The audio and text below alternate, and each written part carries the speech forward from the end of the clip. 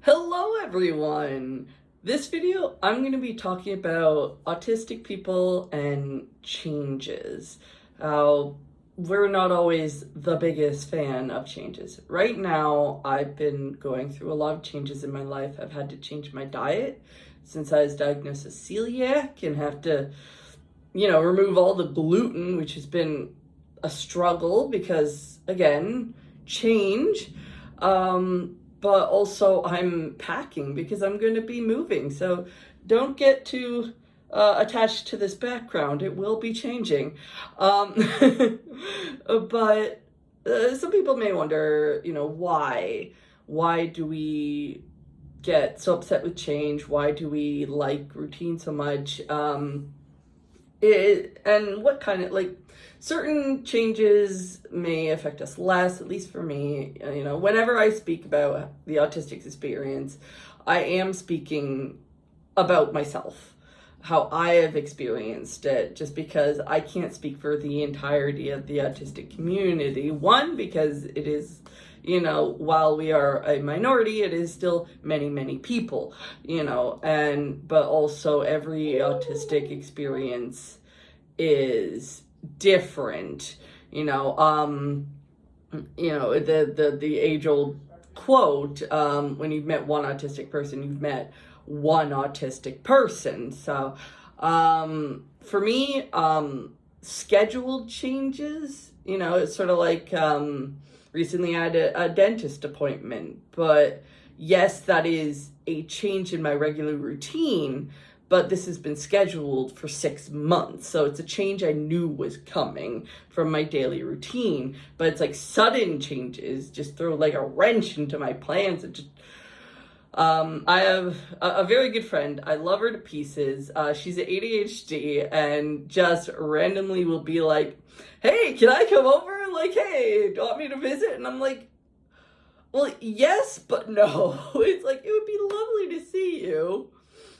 But, I have my day scheduled. If you said, hey, can I visit next week? So that would be another thing. But, it's like, hey, can I come in today? It's like, today's already scheduled. Everything's booked.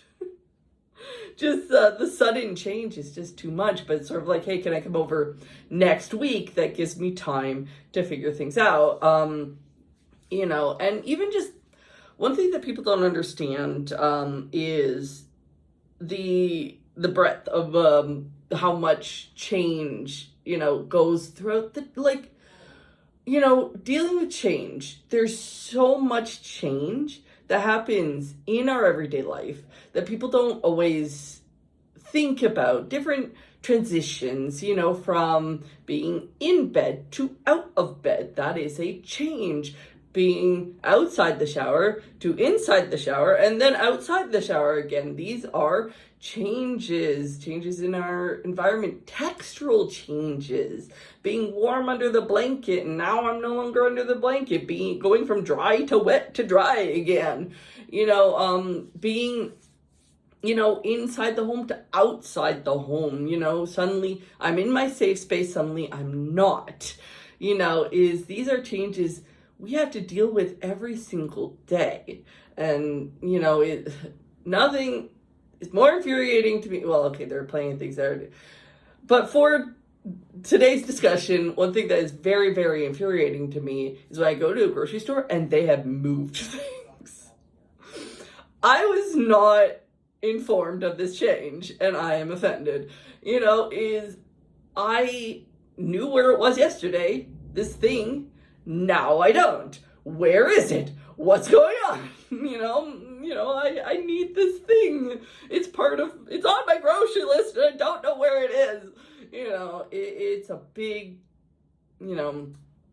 issue, and it may not seem like a big issue, but it's, it is, we need this structure. We need this routine because one thing, it's with routine, with structure, it's about safety. It's about predictability and being comfortable knowing what's coming, be able to brace ourselves for what is coming. In a previous video, I talked about part of being autistic is being uncomfortable in some way all the time. And just knowing what is coming is, it is a way of accommodating ourselves. It's a way of making ourselves, a little less uncomfortable. Is autistics, we need to accommodate ourselves in so many ways, and we need outside accommodations as well. And just having that routine, having that structure, it gives a good ground, a solid foundation. It's sort of like if I wake up in the morning and I know what's happening, everything's scheduled, I know what's going to happen. That gives me a solid foundation for the day, and a sudden change can destroy that foundation. It's like I thought the foundation was solid. I had my trust in this foundation, and it just crumbles away when something comes up and there is a change.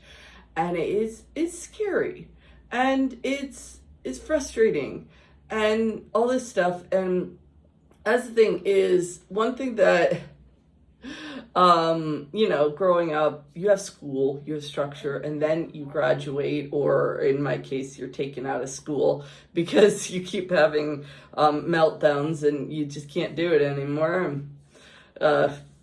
I definitely praised my parents for doing that. They saw I was suffering and did what was best. I did get a high school equivalency, but I needed to be taken out of high school, and people have criticized that decision that my parents made, but I think it was the right one. But tangent aside, going from having a routine to no longer having a routine, is you have, your day planned out for you by the school system, and then suddenly you don't. You're set free, and you don't know what to do with this freedom, and it can honestly be scary. It's like, you had solid ground, and now you're just free falling in the vast skies, without a parachute. It's like you have all this wide open space. It kind of makes you feel kind of agoraphobic. You have all this freedom, and it's almost terrifying. But yeah, is having structure, having routine is a form of safety and comfort for autistics, because the world is a scary place and it's uncomfortable to be in. So knowing what's coming, being able to brace ourselves for whatever is coming, to mentally get ourselves ready for the next step in the day is fundamental, for just staying balanced, not having that ability to know what's coming. It's like walking through a dark corridor. You don't know what's coming. Is there a wall? Is there stairs? Is there a big scary monster? It's just knowing what is coming is a way that we, get accommodations. It's a way to accommodate ourselves or others to accommodate us, just so we have that sort of safety blanket, that firm foundation of just knowing what is coming. I know moving to China, so the first year I moved to China, I actually don't remember a lot of it, because a lot of it was change. And I didn't know what was coming, because it's like, yeah, I knew people who had lived in China and moved back and stuff like that, and they told me about it. But hearing it from somebody else and living it yourself does not prepare you. So that first year was so incredibly stressful, was so incredibly turbulent to me. Even though everything went smoothly, it was just so much that I did not know what was happening next, what was going on, all this stuff that my brain just sort of blocks it out, almost like to protect me from remembering that stress.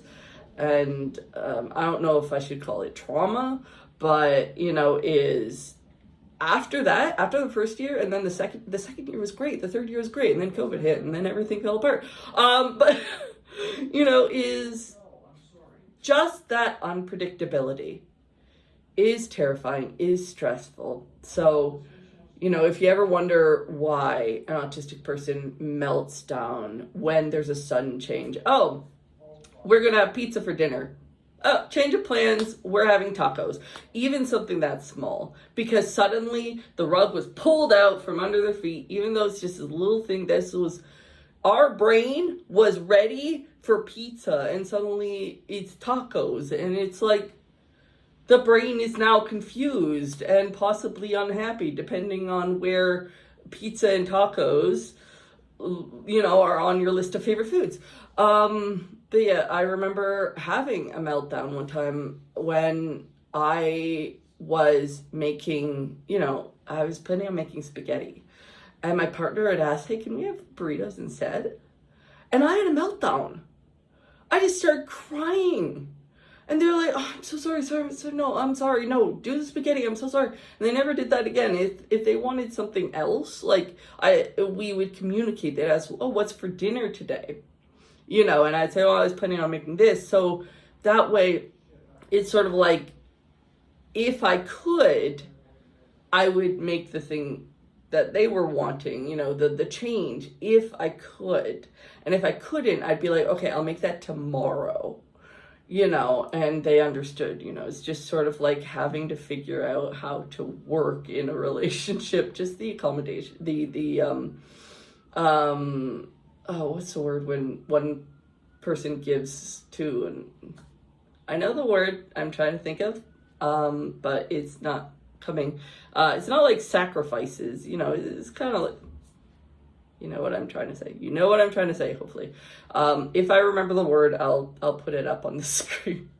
But anyways, thank you for listening. I hope you enjoyed the video, all that stuff, and hope to see you next week. Bye. Hey, thank you for watching. If you'd like to help support me, you can always like, comment, subscribe, and share this video around.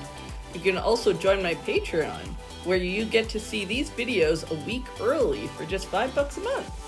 You can also pick up one of my books. All links will be down below, so check them out. All right, until next time, see you then.